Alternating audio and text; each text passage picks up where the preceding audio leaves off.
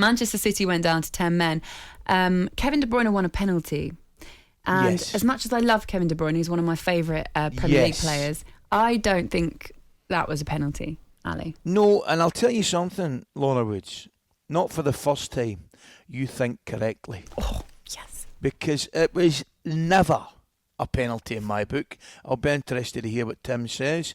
Kevin De Bruyne is arguably one of, he might be the best midfield player that we've seen in certainly years and years and years. However, never a pen in a month of Sundays. Do you think no contact, Ali?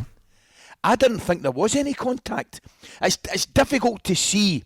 Even if there is, Tim, watching it for me, it might be very, very slight. Yeah. But I think he dives, mate. I mean, the motion that he puts in after it, and it makes me think that there's absolutely no way is there enough contact to go down. Yep. I just didn't fancy it as a penalty at all, mate.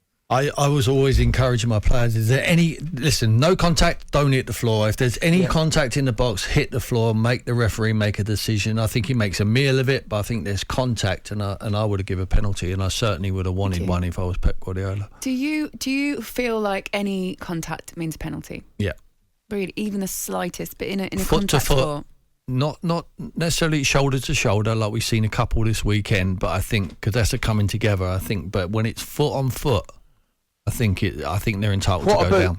Trent, I'm down to ask you then, Tim. What about Trent on? Was it Sessegnon? Yeah, could well be a penalty. That I don't think it was as much force as a Cancelo one, but I think that there is definitely a push from he was ahead of him, and Sessegnon was ahead of him, and I think Trent manoeuvres his arm and pushes him. Just going back to the Kevin De Bruyne one, if Kevin hadn't have, I'm going to use Ali's words, dived, mm-hmm. Would you still think penalty? No, and nor would the referee. So he might have been quite theatric. Oh, he's bought it. He's bought it, and unfortunately the referees they will not give that unless he hits the floor. They will not give it at all. Yeah. Okay. Right. Haaland, we've already spoken about 242 goals off Alan Shearer's. Could have been. That's next year.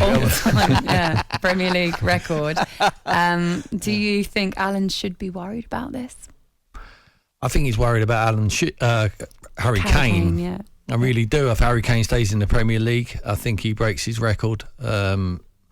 Haaland's obviously more opportunity for him to leave. You know, he's not grown up in the country. I think he will end up in Real Madrid at some stage when he's won everything there is to win at Man City.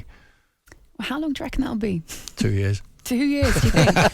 Do you think they'll win the Champions League this year? Well, I said that for the last 3 years, but you'd have to have them as favourites, and he is the common denominator. If he has got a specialist subject, this boy, it is Champions League goals. Alan Shearer is going to be on the Breakfast Show on Wednesday morning. I am very excited to have him on, so we will obviously put these questions to him as well. talkSPORT Breakfast with Laura Woods, Monday to Wednesday morning 6 till 10 on AM, on DAB, via the talkSPORT app and on your smart speaker. talkSPORT.